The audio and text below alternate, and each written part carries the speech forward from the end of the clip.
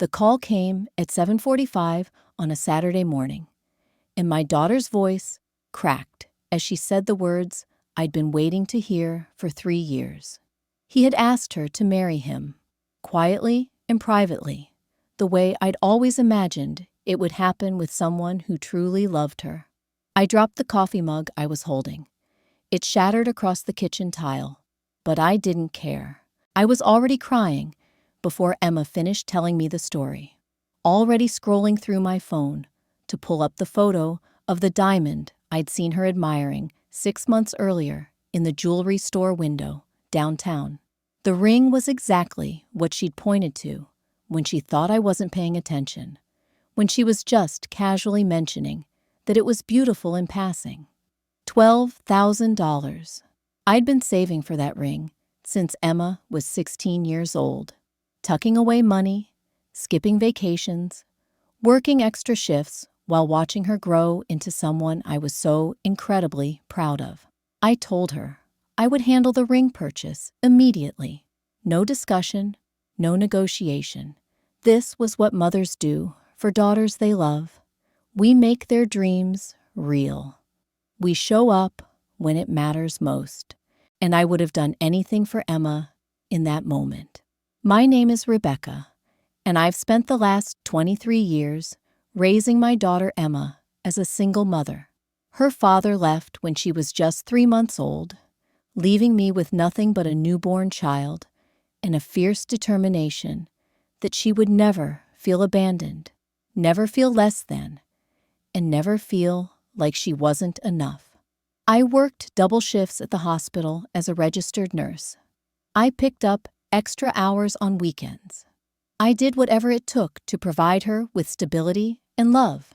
We didn't have much money, not the kind that buys country club memberships or summer homes.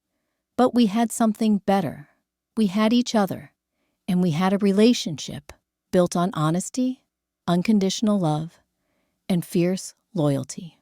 Emma grew up knowing she could tell me anything, trust me completely, and that I would always be in her corner. The engagement lasted exactly 4 months from the time Marcus proposed to the night of the engagement party. And during those 4 months, I watched my daughter withdraw from me in subtle, heartbreaking ways that I didn't know how to address without sounding desperate or clingy. The frequent phone calls that used to happen almost every evening became occasional text messages that took hours to answer. The weekly dinners at my house that had been a tradition for years became monthly obligations she could barely get out of, obligations she seemed to resent rather than look forward to. The intimate conversations where she shared every detail of her relationship, every inside joke with Marcus, every little moment of joy or confusion, were replaced by polite small talk that felt like I was talking to a stranger who was just tolerating my presence. At first, I blamed myself. Maybe I was being too involved in her life. Maybe I was the overbearing mother that everyone warns about, the kind who can't let go of her children as they become adults. Maybe what I needed to do was give her space to build her own life with her fiancé, space to establish their independence and create boundaries that didn't include me in every aspect of her world. I tried to convince myself that this withdrawal was natural, healthy, a sign that Emma was becoming the adult I'd raised her to be. But something about it didn't feel right, and that feeling intensified when I finally met his mother, Patricia, for the very first time. We were supposed to have dinner at their house, just the 4 of us, a casual get-to-know-you evening before the big engagement party that was being planned. Emma had been nervous all day in the way that telegraphs a lot of anxiety beneath the surface. She was asking me to wear the right thing, to avoid certain topics that might seem boring or uninteresting to Patricia, to basically behave in a way that was carefully curated and filtered. That should have been my first warning sign. Right there. My own daughter was coaching me on how to behave around her future mother-in-law. like I was a difficult relative she was bringing to a professional event. When I finally arrived at their house, a sprawling 3-story colonial with perfectly manicured lawns that looked like they'd been trimmed with a ruler, and a circular driveway lined with expensive cars, I felt suddenly out of place in my sensible cardigan and my practical shoes that I'd worn specifically because they were comfortable after a long nursing shift. Patricia answered the door, wearing designer clothes that probably cost more than I made in a single month of work. She looked me up and down like she was conducting an assessment, and I could see her eyes calculating my net worth in that first 3 seconds of our meeting. Something flickered across her face, something cold and evaluative, and it took me a moment to recognize it for what it was. It was disdain, pure, undiluted disdain. The kind of look you give to something beneath you, something that doesn't belong in the spaces you occupy. She didn't hug me or shake my hand. She simply stepped aside and gestured for me to come in, the way you might gesture for someone to enter your home who you've invited out of obligation rather than out of any genuine welcome. The house was immaculate in a way that felt almost hostile, like a museum where you were afraid to touch anything, or breathe too hard, or exist in a way that might disturb the perfect order. She'd positioned herself so clearly as the woman who had it all figured out, who had everything under control, who knew exactly how things should be done. Marcus was her only child, her pride, her greatest accomplishment and investment. Emma was the girl who was getting to marry into that status and that world, and I was just the single mother who'd somehow managed to raise Emma, despite obvious limitations and lack of resources. Throughout dinner, Patricia made pointed comments about Emma's job at the nonprofit serving homeless populations. She suggested, with a smile that didn't reach her eyes, that Emma might want to consider a more prestigious career path now that she'd be married to someone with real ambitions and real resources. She was implying that Emma's charity work she was passionate about and found meaningful, was somehow beneath her now. She asked me about my work as a nurse, and her tone was suggesting that she was asking about a second job someone worked while pursuing their real career, something temporary that people did while they figured out what they actually wanted to do with their lives. When I mentioned that I'd received the Nurse of the Year award 3 times over my career, worked on specialized cancer care units, trained younger nurses, she simply nodded and changed the subject. There was no acknowledgement, no recognition that my work mattered or that I'd built a career I could be proud of. Instead, she talked extensively about their family's summer home in the Hamptons, their memberships at exclusive country clubs, the charitable board she served on, the galas she attended. Every story was carefully selected and delivered to make it crystal clear that they were exceptional people from an exceptional family, and the rest of us were simply lucky to be in proximity to that greatness. Every story was designed to establish hierarchy and remind me of my place in it. Marcus tried to be pleasant in the way of a son who's been coached by his mother about what constitutes acceptable dinner conversation. He was polite and attentive to Emma, kept the conversation moving, tried to smooth over any awkwardness. But there was something hollow about it all, something performative. I could see Emma trying to shrink herself down as the evening progressed, trying to become smaller and less threatening, as if her mere presence was an embarrassment to everyone sitting at that table with the expensive silverware and the white tablecloths. I watched my vibrant, intelligent, beautiful daughter dim her light deliberately, making herself less of who she was in order to please a woman who clearly saw her as not good enough, not quite right, not quite what she would have chosen for her son. When Emma asked me to help pay for the wedding, I immediately said yes, without hesitation. The event that Patricia had envisioned would cost nearly $80,000. It was going to be an elaborate affair with hundreds of guests, catering, flowers, the whole production. Emma and Marcus's combined income couldn't possibly cover something that expensive.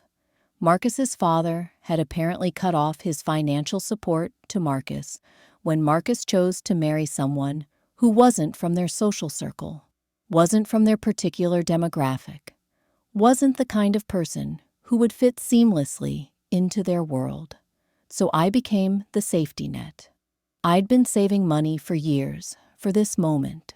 I had investments, a modest retirement account that I was supposed to be protecting, and most importantly, I had the financial resources to give my daughter a wedding that would make her feel like the princess I'd always told her she was. I started withdrawing money from my savings without any hesitation or second thoughts. This was my child. This was the moment she dreamed about since she was a little girl. Nothing was too much to ask. I would have bankrupted myself to make her happy. What I didn't realize at the time was that Patricia was keeping track of every single dollar I was spending. She was monitoring my financial contributions like she was the accountant on my life. 2 weeks before the engagement party, Emma asked me to order the engagement ring, the one I'd been holding in my heart since the day she pointed it out in that jewelry store window months earlier. I went to the jewelry store, put down the $12,000 deposit, and arranged for the payment plan that would extend over the next 3 years. I would pay for that ring slowly, carefully, with money from my nursing salary, because I'd made a promise to my daughter and I intended to keep it, no matter what sacrifices I had to make or what impact it had on my financial security. The jeweler asked if this was a surprise or if the bride-to-be knew about the ring. I told him my daughter had chosen it herself, and it was everything she wanted.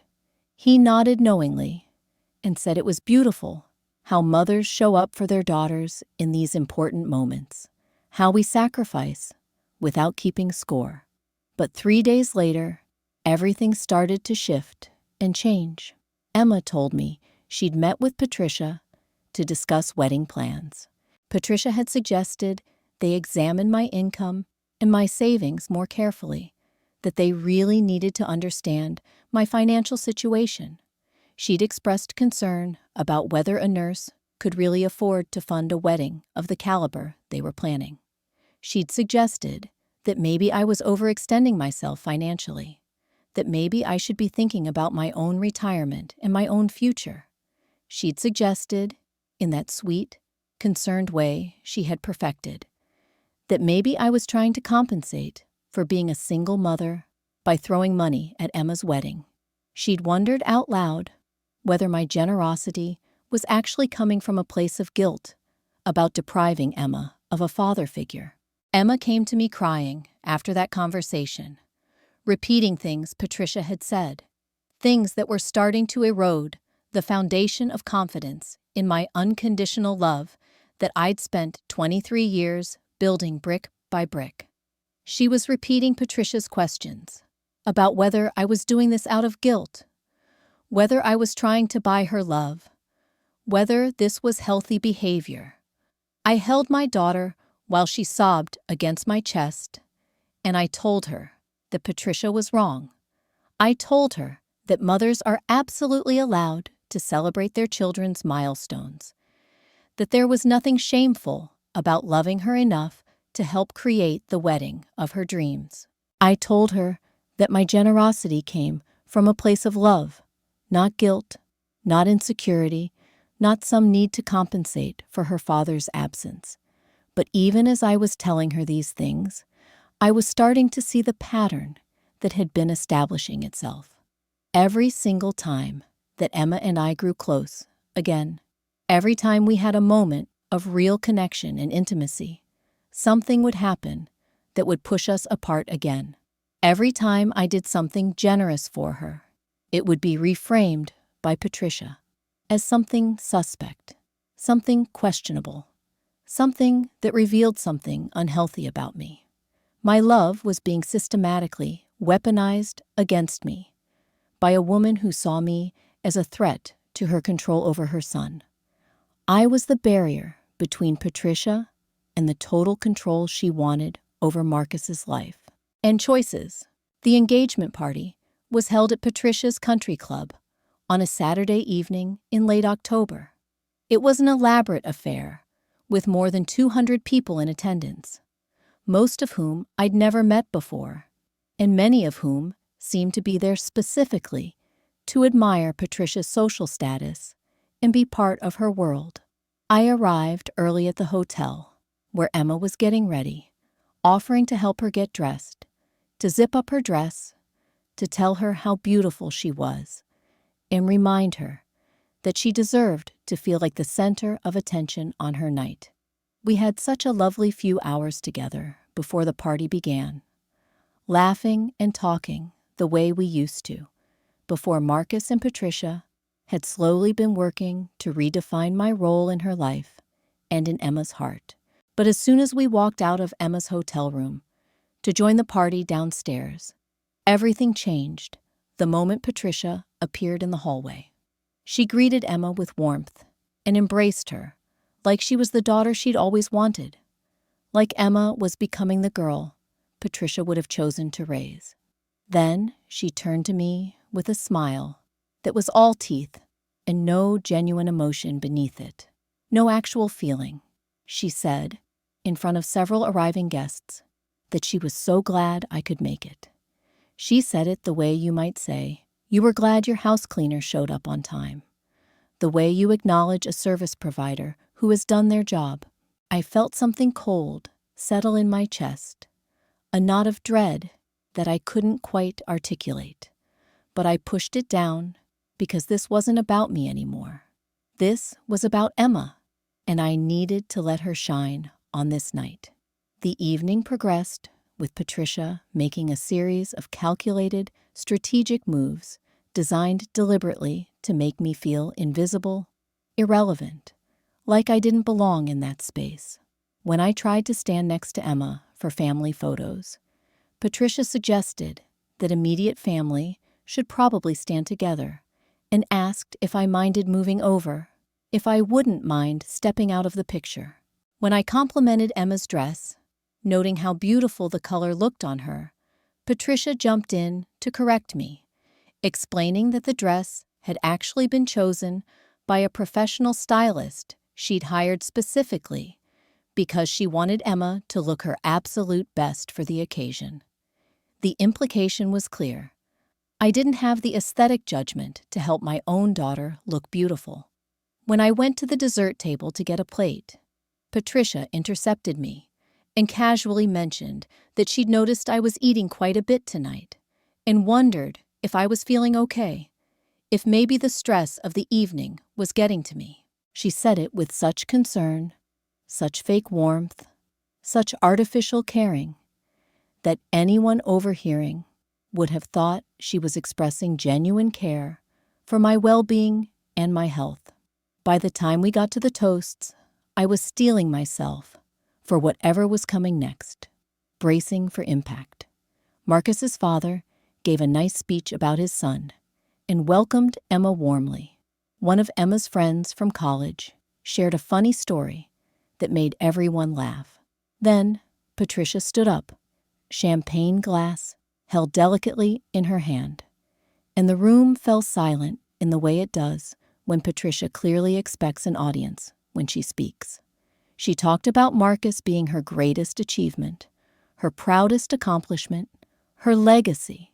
She talked extensively about how much she'd done to raise him to be exceptional in every conceivable way. She talked about being thrilled that he was getting married, that it was wonderful to welcome someone new into their family circle. But then her tone shifted in a way that made my stomach clench and my heart start racing. She started talking about how important it was for the new addition to the family to understand their standards, their values, their particular way of doing things that they'd established over generations. She talked about how different Marcus's life had been before this engagement, how much more he had to learn about what excellence actually looked like in real life, how fortunate Emma was to have been chosen to marry into such a prominent family that could teach her these things. She was painting a picture of Emma as someone unpolished, unrefined, needing to be molded and taught by Marcus's family. And then, turning to look directly at me with a smile that felt like a blade, she said that while Emma was a lovely girl, they all had to understand that some people came from very different backgrounds. And that's why it was so important for the family to take her under their wing and guide her properly. She said that Emma's mother was doing her best, she was sure, but that it was clear Emma had needed the kind of guidance and polish that only their family could provide. The implication hung in the air like poison gas that everyone could smell. She raised her glass high and toasted to welcoming Emma into a real family, her emphasis on the word real unmistakable to everyone in that room, making it clear that I didn't constitute a real family, that what Emma and I had built together over 23 years wasn't a real family. The silence that followed was deafening in a way that silence can only be when everyone has just witnessed something cruel. I watched Emma's face as the implications of what Patricia had just said washed over her. I watched my daughter realize that her fiancé's mother had just publicly declared me and everything I'd done for her inadequate in front of 200 witnesses. I watched her decide not to object, not to defend me, not to stand up and say that I was and had always been her real family. I watched her choose silence over solidarity. After the toasts ended, I excused myself and went to the bathroom on the other side of the venue. I locked myself in a stall and let myself cry for exactly 3 minutes, timing it carefully so I wouldn't seem pathetic. Then I washed my face, fixed my makeup, and went back out to the party because my daughter needed me to be strong, even if she just allowed someone else to publicly shame me for not being enough for her. The final, devastating moment came near the end of the evening, when I was standing quietly near the gift table, just observing the party from a distance and trying to stay out of Patricia's line of sight. Patricia walked over to me with Marcus's aunt in tow, and they were talking animatedly about the engagement ring, about how gorgeous it was, about how much it must have cost. Patricia picked it up from where Emma had set it down temporarily and examined it like she was appraising a piece of art for a major museum collection. She made a dismissive sound, a little huff of disdain, and said that while it was nice, it wasn't quite what she would have expected for someone marrying into their family. She said it looked like the kind of ring someone would get if they had limited resources, but tried very hard to make it look impressive. The implication was clear. It looked cheap. It looked like it came from someone with not enough money. Then she looked at me directly and asked, pointedly, if I'd chosen it, or if Emma had chosen it herself. I took a breath and told her that Emma had chosen it, that I'd helped her purchase it, because every daughter deserves to have the engagement ring of her dreams, and I'd been honored to make that possible for my child. And that's when Patricia's face went cold, real cold, like someone had switched off any pretense of civility and revealed what was underneath all along, what had always been underneath. The mask came off completely. She said, very quietly, very intensely, while her aunt stood there, witnessing every single word, every gesture. Emma should be grateful for what she's getting, not clinging to you like a child who hasn't learned how to stand on her own 2 feet. You need to understand that your role in her life is changing now. You're not her mother anymore in any way that actually matters. You're just a useless extra, a hanger-on. And honestly, extras just get in the way of what's really important. So I'm going to ask you very nicely to get out of my sight. Right now. She said it so calmly, so coldly, like she was simply stating a fact that I should have already understood. Like my removal from her vision was the most natural, obvious conclusion to the evening. I left that gift table and walked out into the cold October night, my body moving on autopilot because I couldn't seem to process commands from my brain to my muscles. Everything felt disconnected and surreal. I sat in my car in the darkness, my hands shaking too badly to even turn the key in the ignition at first. My heart pounded like it was trying to escape my chest through sheer force. I couldn't think clearly about what had just happened, about what Patricia had done to me in front of everyone, about what Emma had allowed without defending me or saying a single word in my defense. The shame of it was suffocating. Not shame at what Patricia had said, because that was just meanness from a petty woman trying to make herself bigger by making others smaller, but shame that my own daughter had witnessed it in chosen silence. That was the part breaking me into pieces on the inside, shattering something fundamental about what I thought our relationship meant. I sat in that car for 20 minutes, or longer, time feeling like it had stopped working. My phone buzzed with a text from Emma saying she was sorry, that Patricia had gotten out of line. She said she wanted to talk later, that she was at the party, but would call tomorrow. But where were you when I needed you on my side?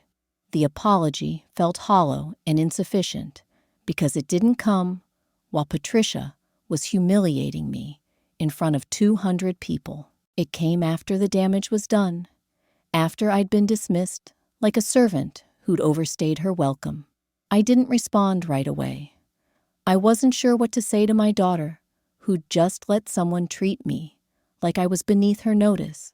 I drove home in silence because I couldn't handle anything that required me to process anything other than my own thoughts. Those thoughts replayed the evening over and over, like a broken record stuck on the worst moments. Patricia's smile when insulting me, carefully crafted to look pleasant to observers while she was being vicious. Patricia's tone drawing a line between people who mattered and people who didn't. The looks on faces when she made her toast, understanding what she was doing, some enjoying it, all absorbing her message that my life and my daughter meant less than their family's status. Underneath all that was the core question eating away at me. How had I raised a daughter who could witness her mother being attacked and say nothing? Where had I failed her? What had I not taught her about loyalty? The next morning, I woke up with a clarity that came from finally allowing myself to feel the full weight of what had happened. I stopped making excuses for Emma. I stopped telling myself that she was just young and overwhelmed and trying to navigate a complicated situation. I stopped being the automatic excuse maker, the mother who found ways to make her daughter's choices seem reasonable and understandable. I stopped, for the first time in her entire life, prioritizing her feelings over my own needs. Instead, I started thinking like the woman I actually was, a woman who had spent 23 years building a relationship with her daughter based on honesty, trust, and loyalty, a woman who had sacrificed her own financial security, her own retirement plans, her own future to make that girl's dreams come true, a woman who deserved better than to be thrown away like yesterday's garbage, because she wasn't fancy enough, wasn't rich enough, wasn't the kind of mother Patricia thought her son should have married into. I made a decision that morning, sitting at my kitchen table with a cold cup of coffee. I decided I was going to stop being the reasonable one. I was going to stop being the understanding one. I was going to stop being the mother who always made it easy for her daughter to choose other people over me. 3 days after the engagement party, Emma called me. She wanted to talk face to face. She said she was upset about what had happened with Patricia, but that she wanted to explain her side of things, her perspective on why she hadn't said anything, why she'd let her fiancé's mother say those things without defending me.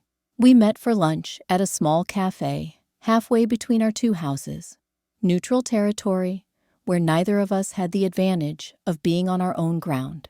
Emma looked tired and sad and guilty in the way that people look guilty when they know they've done something deeply wrong, but they're not quite ready to take full responsibility for it. She was wearing makeup that didn't quite hide the dark circles under her eyes, and her hair looked like she hadn't bothered to style it. That morning, she looked like someone who hadn't been sleeping well, someone who was stressed and anxious and dealing with more than she felt equipped to handle, someone who was drowning in a situation she didn't know how to navigate. She told me that Patricia had been pushing her to distance herself from me for months now, that Patricia had been gradually introducing ideas into her head about how my involvement in her life was unhealthy, how I was using her engagement as an excuse to stay relevant in her life, how real mothers step back and let their adult daughters make their own choices without trying to control every aspect of their future. Patricia had been planting seeds of doubt in Emma's mind about my motivations, my character, and my intentions.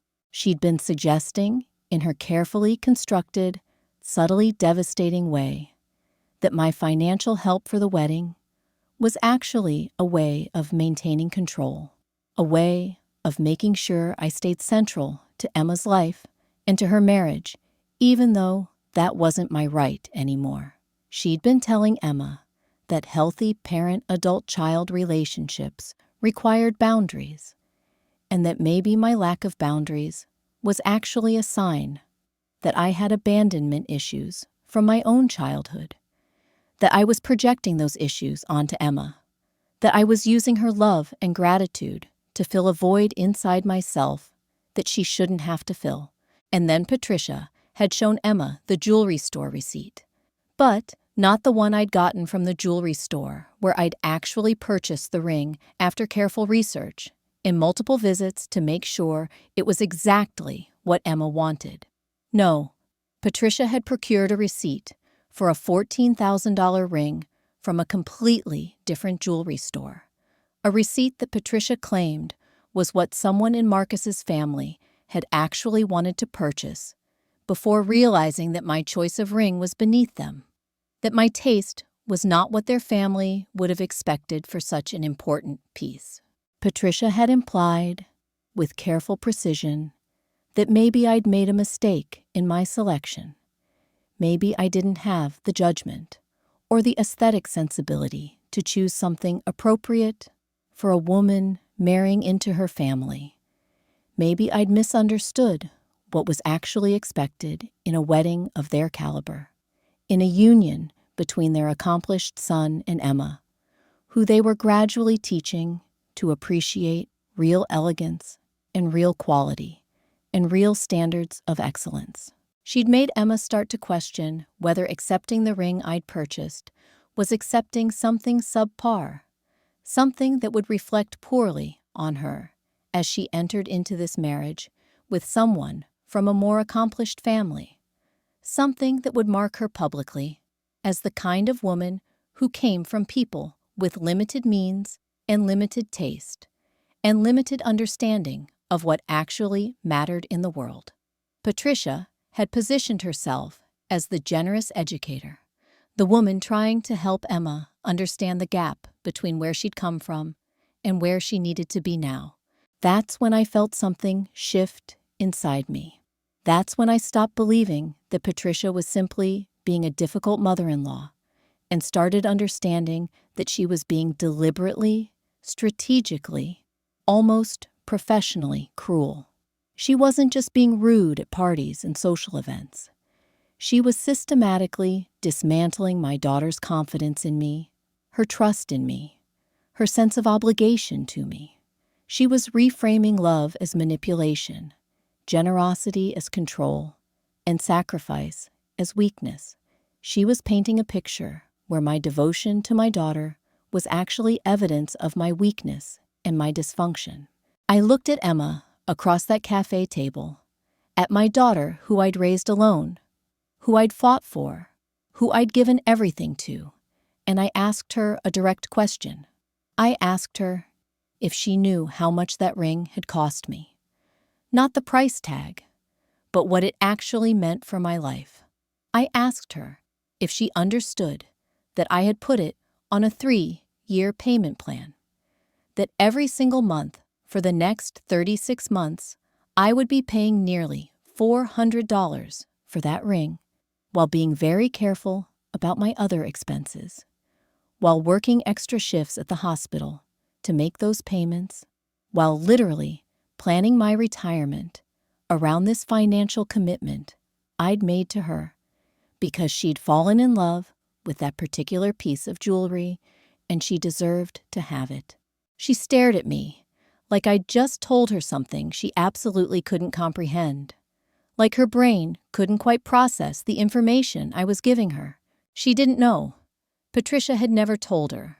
Patricia had implied that I'd spent money casually, that I'd made a thoughtless purchase, that I'd acted on impulse or ego or the desire to prove something. But she'd never actually explained what that $12,000 represented in terms of my actual financial situation, my actual means, my actual future. I watched my daughter's face as the reality of what I'd done for her, what I'd sacrificed for her, finally started to sink in. The color drained from her face, her eyes filled with tears.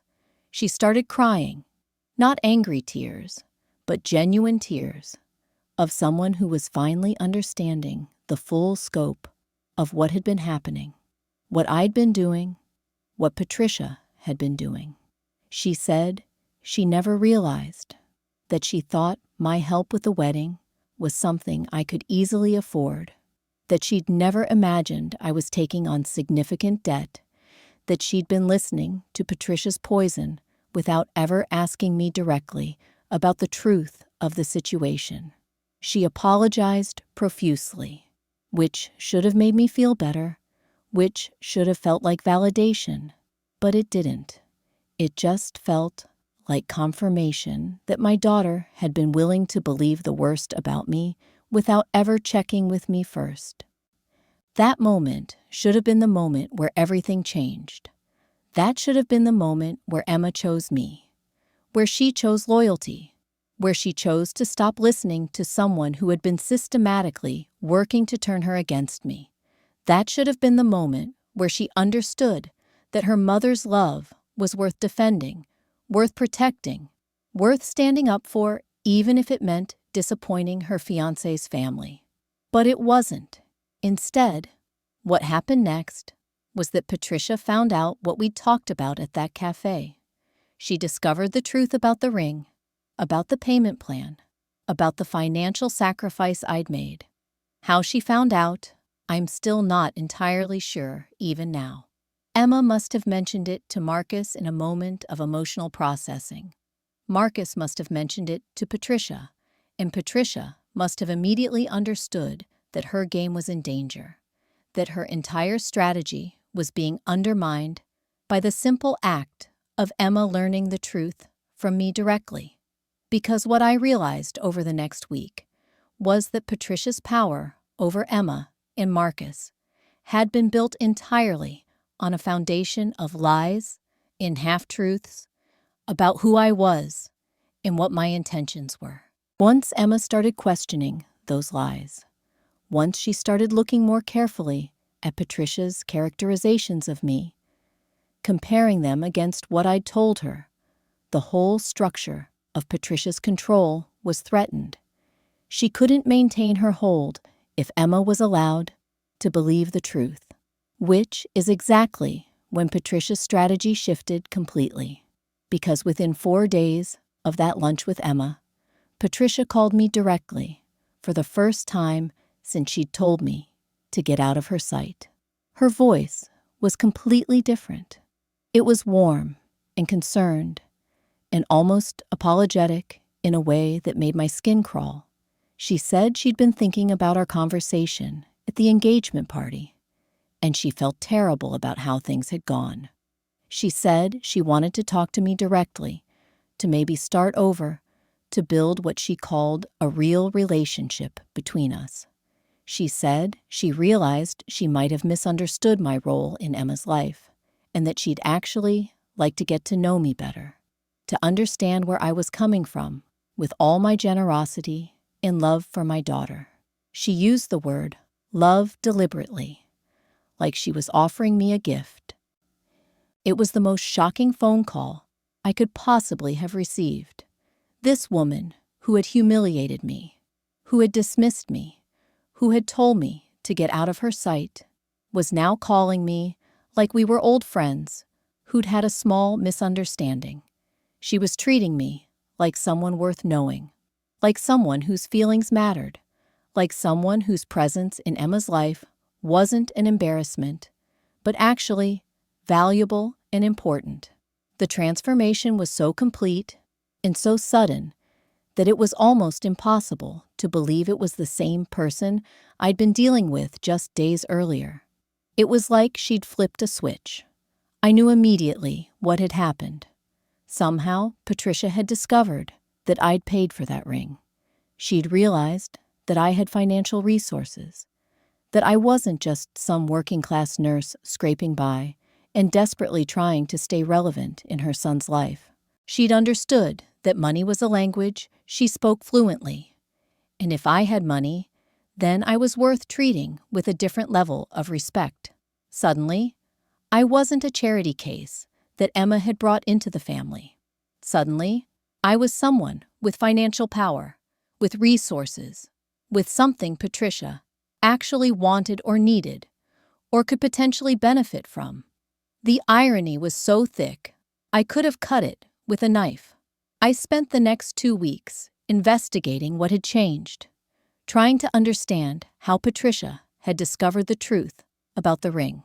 I made a few phone calls. I talked to the jewelry store where I'd purchased it, and they confirmed that yes, they'd seen a woman matching Patricia's description, coming in and asking detailed questions about my transaction, about the payment plan, about the balance that I still owed on the purchase. Patricia had literally gone to the jewelry store and interrogated them about my financial arrangement. She'd been trying to figure out how much I'd actually spent and what it said about my financial standing. Once she'd confirmed that I had significant disposable income, that I was willing to go into debt for my daughter, that I had the means to contribute substantially to Emma's life and future, she'd completely rewritten her approach to me.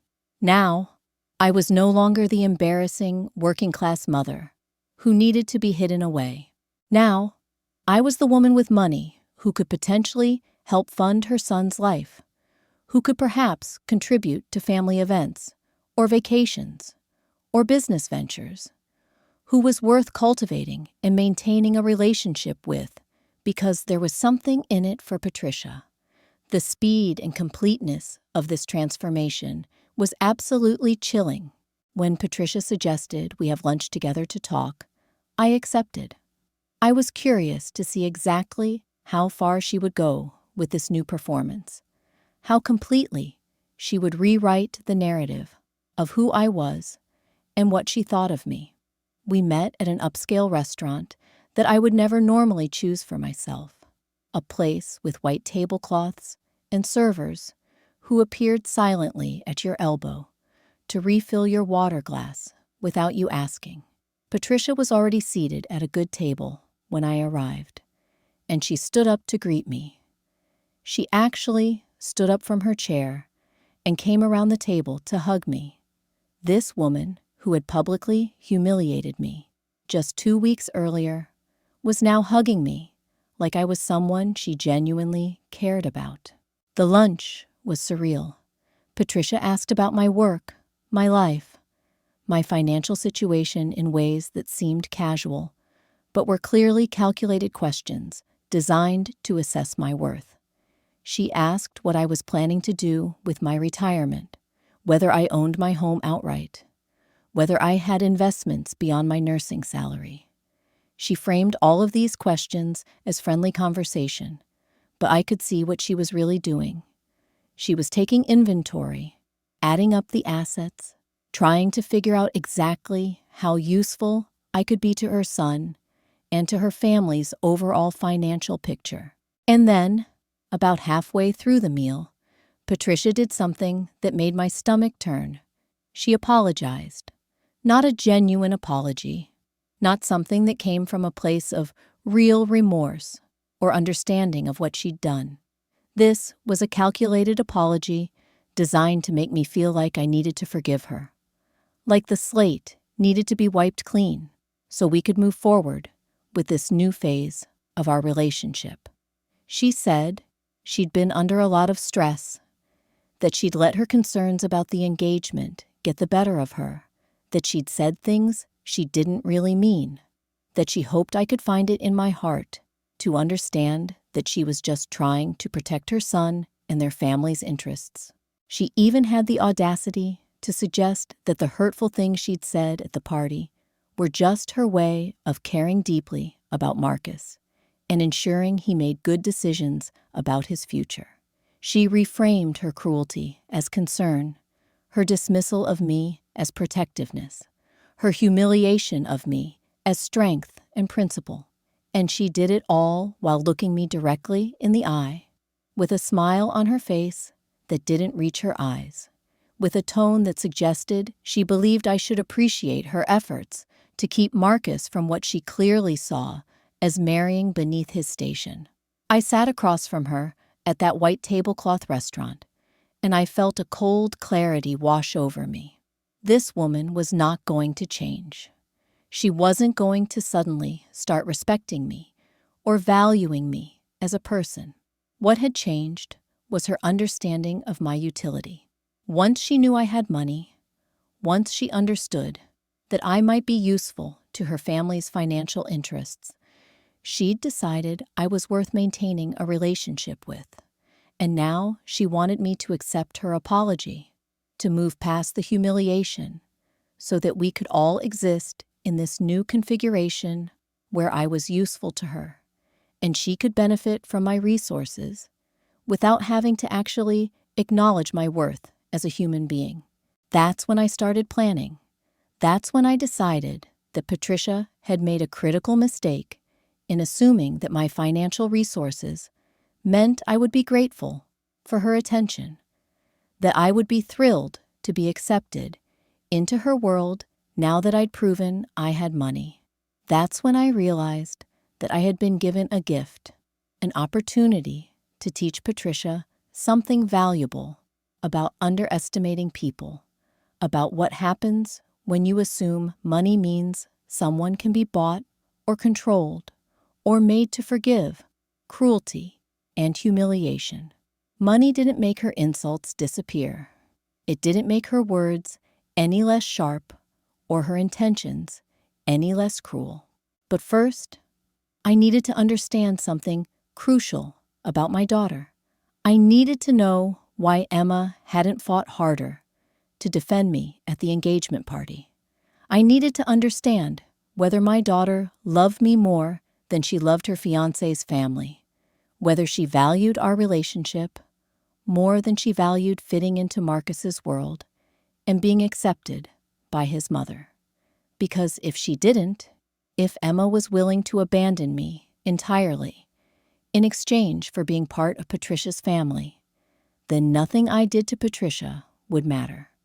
I would still be losing my daughter to a woman who had successfully turned her against me, with nothing but manipulation and social pressure and subtle suggestions about what real family meant and how real daughters should behave and what the appropriate level of respect for a mother actually was in Patricia's carefully constructed social hierarchy.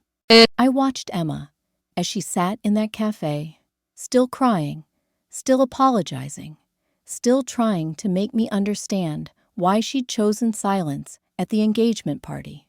She explained that she'd been so shocked by what Patricia said that she'd frozen, that her brain hadn't been able to process what was happening in real time, that by the time she'd wanted to say something, the moment had passed. She said that Marcus had seemed so calm about it all, so unbothered, and she'd taken that as a sign that maybe what Patricia had said wasn't as bad as it felt, that maybe she was overreacting. She admitted that Patricia had been making her feel small for so long, systematically chipping away at her confidence, that by the time of the engagement party, she was already doubting everything about herself, including her own judgment about what constituted cruelty and what constituted acceptable family behavior.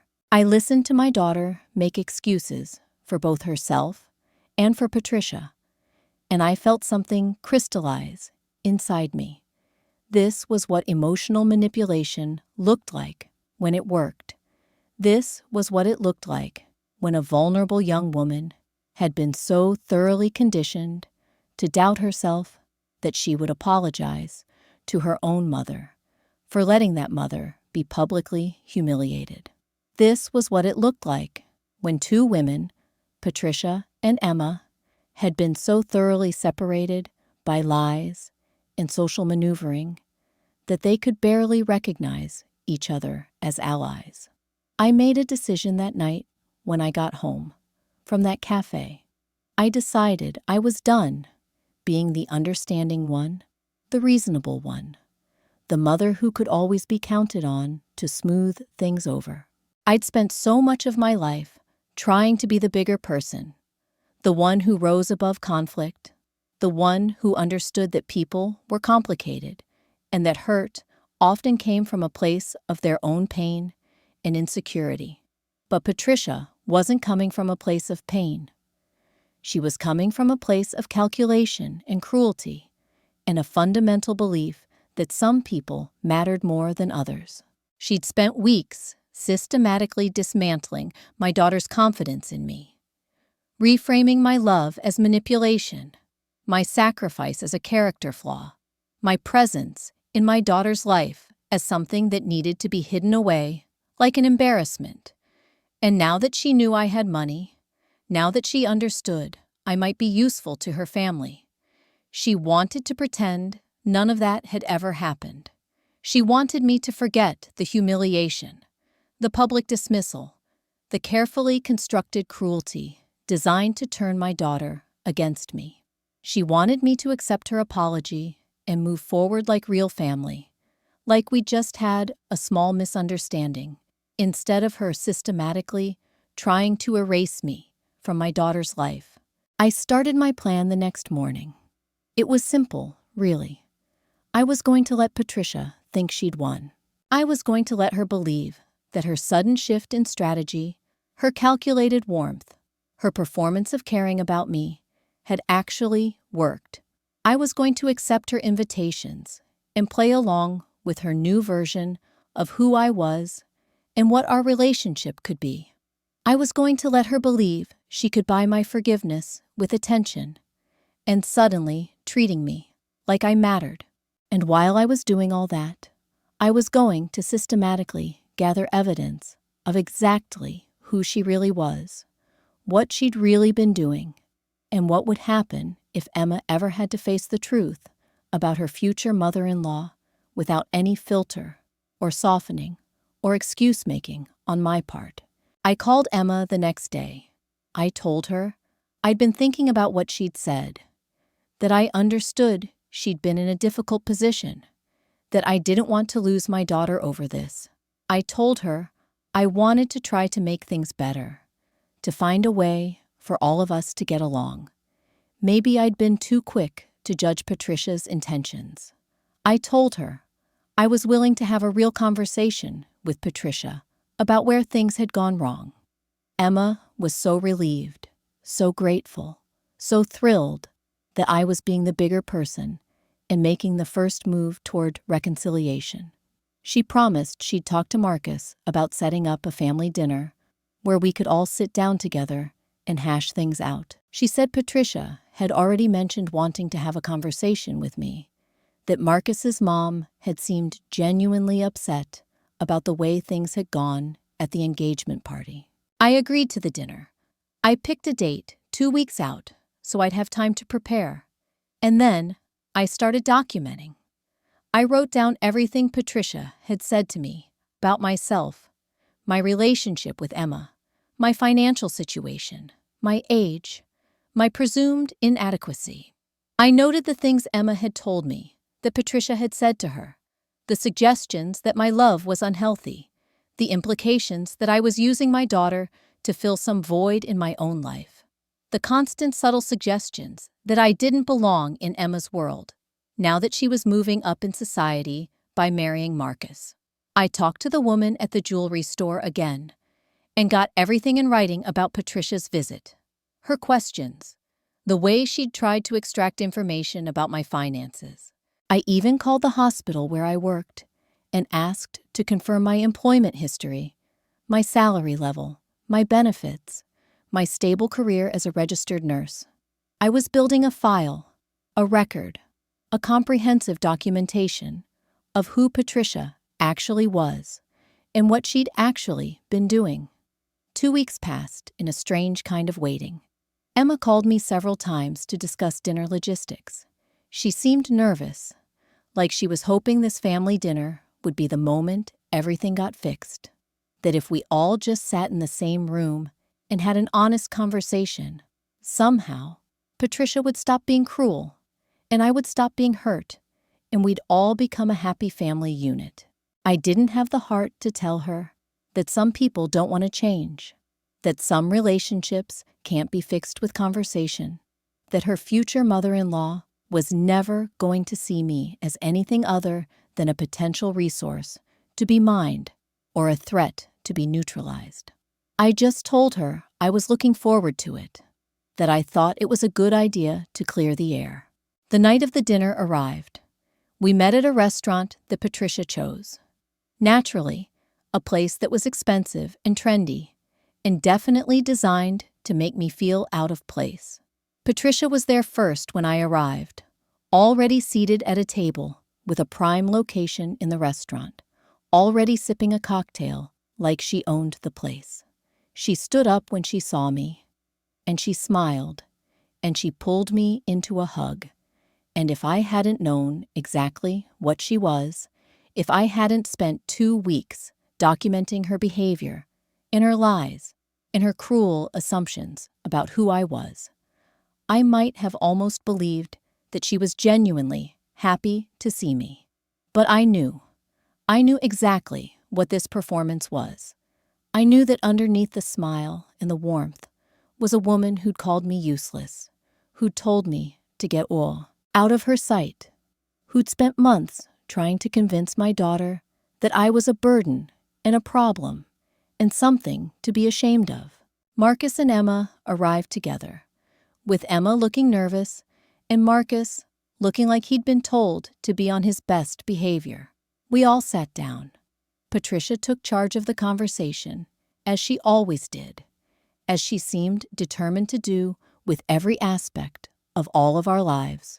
She started by apologizing again, this time with more elaboration, more apparent sincerity, more of the performance she'd perfected over months of manipulating my daughter. She said she'd been reflecting on her behavior, that she realized she'd let her own insecurities about change and her concerns about Marcus influence the way she'd treated me. She said that now that she'd gotten to know me better, now that she understood I was a woman of substance and resources and capability. She had a lot more respect for me, and she wanted to build a real relationship. She used the word respect deliberately, and she let it land, and she watched my face to see how I was reacting to being finally acknowledged as someone worthy of her attention. And that's when I decided to stop playing along. That's when I decided that pretending Patricia was capable of genuine change was actually a disservice to my daughter and to myself. Because what Emma needed to understand, what she really needed to see, was that her future mother-in-law had never been concerned about my well-being or genuinely interested in getting to know me. She'd only changed her approach because she'd discovered I had money. She'd only suddenly decided I was worthy of respect because she thought I might be useful to her family's interests. She'd revealed herself completely through her own behavior, and it was time for Emma to understand exactly what that meant for her future. I looked across that table at Patricia, at the woman who'd humiliated me, at the woman who'd tried to turn my daughter against me, at the woman who now thought she could just erase all of that with an apology, and suddenly treating me like I mattered. And I said something I'd been planning to say for 2 weeks. I said that I appreciated her apology. But before we could move forward as a family, I needed her to explain something to me. I asked her why she'd visited the jewelry store where I'd purchased Emma's engagement ring. I asked her why she'd questioned them about my financial arrangements, my payment plan, my disposable income. I asked her to explain to everyone at that table why she'd only suddenly decided I was worth respecting after she'd discovered that I had money. The look on Patricia's face was absolutely priceless. It was like watching someone's mask fall away in real time. The warmth drained out of her expression. The smile froze on her face.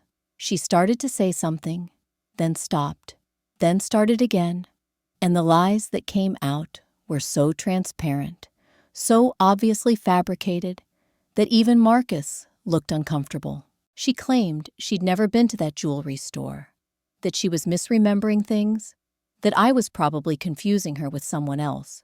But I had documentation. I had the jewelry store on record confirming that a woman matching her exact description had been there asking specific questions. I had dates and times and detailed descriptions of exactly what she'd asked and how she'd presented herself. Emma's face went through a series of transformations as she understood what was happening, as she realized that her mother-in-law had literally investigated my finances, that the entire shift in Patricia's attitude toward me had been motivated entirely by discovering that I had resources she could potentially benefit from. Marcus tried to interrupt, tried to defend his mother, tried to suggest that there had to be some misunderstanding. But Patricia just sat there, staring at me, and I could see the exact moment when she understood that her game was over, that I'd been documenting everything, that I'd known exactly what she was doing the entire time she'd been pretending to have a sudden change of heart. I told Patricia that day, right there in that expensive restaurant, with white tablecloths and servers hovering nearby, pretending not to listen, that I knew exactly who she was. I told her that I'd known from the moment she called me that she hadn't suddenly developed respect for me as a person. She'd developed respect for what she thought I could provide. I told her that if she ever tried to manipulate my daughter again, if she ever tried to suggest that my love for Emma was something to be ashamed of, if she ever again attempted to position herself as the educated superior in our family, that I would make sure Emma understood the full extent of her manipulation and her cruelty and her calculated betrayal. I told her that being kind had never made me weak, but it had given me the clarity to see people like her for exactly who they were. And then I stood up from that table, I looked at my daughter, and I told Emma that she needed to understand something very important about the woman she was about to marry into family with. I told Emma that I loved her, that nothing would ever change that I would always be here for her. But I also told her that she needed to understand that her future mother-in-law had systematically tried to manipulate her, had tried to convince her that her mother's love was a problem that needed to be fixed, had spent weeks questioning whether I was financially capable of helping with her wedding, and had only suddenly decided I was worth treating with respect when she discovered that I actually had money. I told Emma that she could choose to marry Marcus if that's what she wants, but she needs to do it with her eyes open about who Patricia really is. She needs to understand that her future mother-in-law will never be the kind of person who loves her unconditionally. Patricia will only ever see her as an extension of her family's status, a piece in a larger game, a way to increase her own social standing and financial security. The silence at that table was absolute. Nobody moved, nobody spoke. Patricia's face had gone completely white. Marcus looked like he was about to have a heart attack.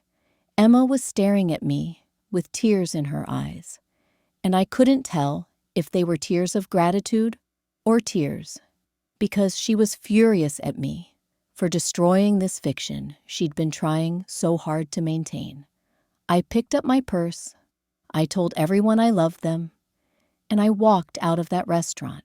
I walked past all the other diners, past the servers, past the host stand, and out into the cool night air. I sat in my car in that parking lot, and I waited to see if my daughter would follow me.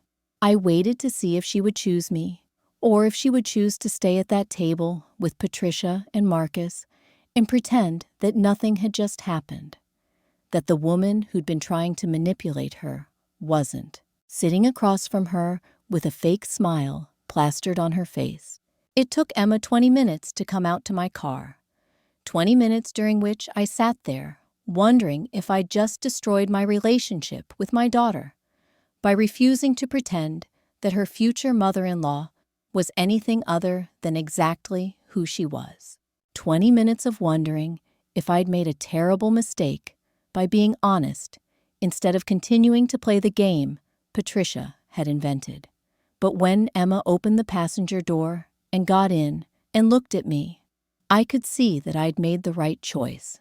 My daughter's eyes were clear. She wasn't confused or torn anymore. She understood. She finally understood what I'd been trying to tell her for months.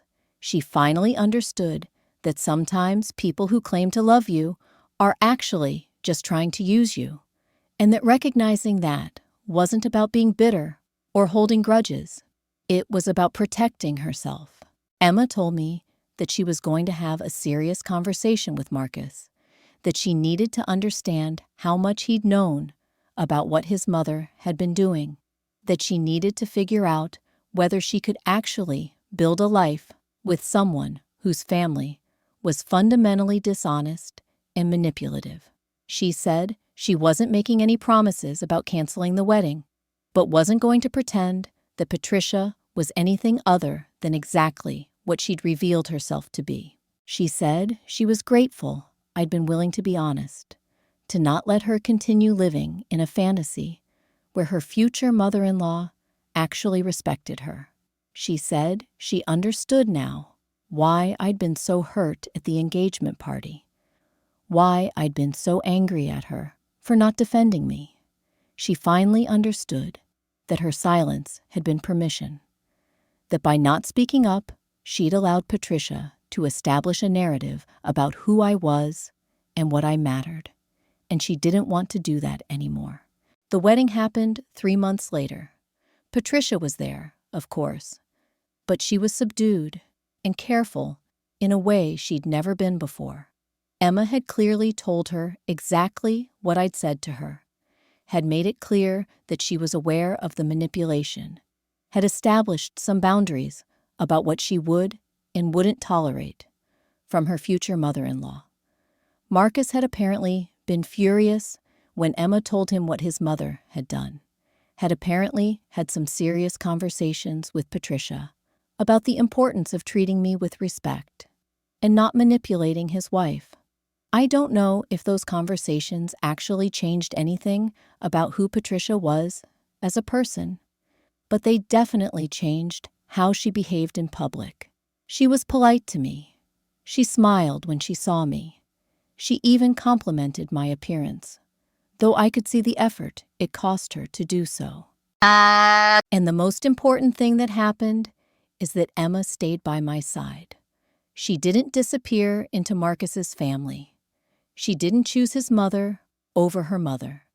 She didn't let Patricia's manipulation override her own judgment about what mattered. She understood that blood and loyalty and love meant something, and that she could have both a relationship with her fiancé's family and a genuine connection with me. She just had to stop pretending that those two things could exist in the same space without honest conversation about what was actually happening. Patricia had taught me something valuable in all of this. She'd shown me that sometimes being kind means being willing to tell hard truths instead of maintaining comfortable fictions. She'd shown me that protecting the people I love sometimes means being willing to stand up and say exactly what I see when I'm looking at someone who's trying to hurt them. Things are different now between Patricia and me. We're cordial, we're respectful, but we're not close, and we're never going to be close. And I've made peace with that. I've stopped trying to earn her respect because I finally understand that her respect has never been about me as a person. Her respect is only given to people she thinks she can use or people she thinks she needs to fear. And I've decided to be someone she should fear, not in a threatening way, but in the way that you fear someone who can see right through you, who won't be manipulated, who will tell your secrets if you keep trying to hurt the people she loves. Patricia learned that lesson the hard way, sitting in that fancy restaurant, realizing that the money she'd thought made me useful to her family was actually what gave me the power to set boundaries she couldn't cross. Emma and Marcus are doing well. They had their first child last year, a beautiful daughter, and I've gotten to meet my granddaughter without Patricia ever getting to dictate the terms of that relationship. Emma has been very careful about what kind of access Patricia gets to her grandchild, what kind of influence she gets to have, what kind of stories she gets to tell about who matters in that little girl's life. And I'm grateful for that. I'm grateful that my daughter learned early that protecting your child sometimes means limiting access to people who are fundamentally untrustworthy, who will hurt them if it serves their own interests, who will smile to your face while working to undermine you. But more than that, I'm grateful that I finally learned to stop apologizing for taking up space in my daughter's life.